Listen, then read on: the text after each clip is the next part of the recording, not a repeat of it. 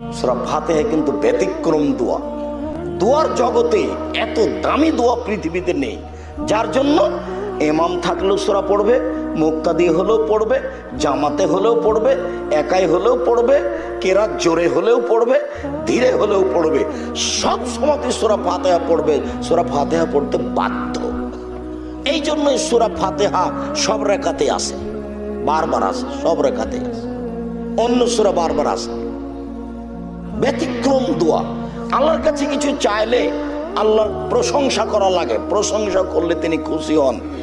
আলহামদুলিল্লাহ, প্রশংসা বিশ্বজগতের প্রতিপালক। এক, দুই, আর রহমানুর রাহিম, তিনি হচ্ছেন পরম দাতা, দয়ালু, মালিকে ইয়াউমিদ দিন, তিনি বিচার দিনের মালিক। ইয়াকা না'বুদু, তোমারই ইবাদত করি, তোমারই তো ইবাদত করি। ওয়া ইয়াকা নাস্তাইন, তোমারই কাছে তো সাহায্য চাই। তুমি আমার একটা কথা শোনো, ওরা বলছে এই দলে আসো, ওরা বলছে এই দলে আসো, ওরা বলছে ফুরফুরায় আসো। আবুল আলা মওদুদি বলছেন যে রাজপথে আসো নির্বাচন করে। তো তাহলে আমি কোন পথে যাই? আমি কোন পথে যাই?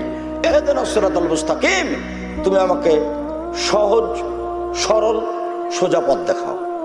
গায়রিল মাগদুবি আলাইহিম ওয়ালাদ-দাল্লিন, যেই পথের প্রতি তুমি অসন্তুষ্ট, যাদের প্রতি তুমি অভিশাপ করেছ, যারা পথভ্রষ্ট, ওদের পথ দেখায় না।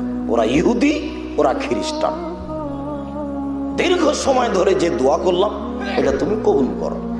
যে কোনো একটা সূরা, বিসমিল্লাহির রহমানির রহিম, পরম দাতা দয়ালু নামে আরম্ভ করছি। কুল হুয়াল্লাহু আহাদ, হে নবী আপনি বলুন আল্লাহু একক, আল্লাহু সামাদ, তিনি নিরপেক্ষ মুখাপেক্ষীহীন। সমাদের আজকে ব্যাখ্যা শুনছিলাম। সমাদের ব্যাখ্যা দুই দিক থেকে হতে হবে, তারপরেও পূর্ণ অর্থ হবে না।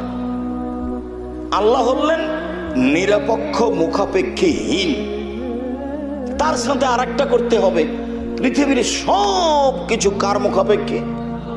আল্লাহর। তাহলে একটা মোটামুটি অর্থ করা যাবে। আজকে বুঝতে পারলাম দুই দিক থেকে অর্থ করলে এটা একটা পূর্ণতায় যেতে পারে। আল্লাহু সামাদ, আল্লাহ নিরপেক্ষ মুখাপেক্ষীহীন। লাম ইয়ালিদ, তিনি কাউকে জন্ম দেননি। ওয়ালাম ইউলাদ, তিনি কারো থেকে জন্ম নেননি। ওয়ালাম ইয়াকুল লাহু কুফুয়ান আহাদ, তার সমকক্ষ কেউ নেই।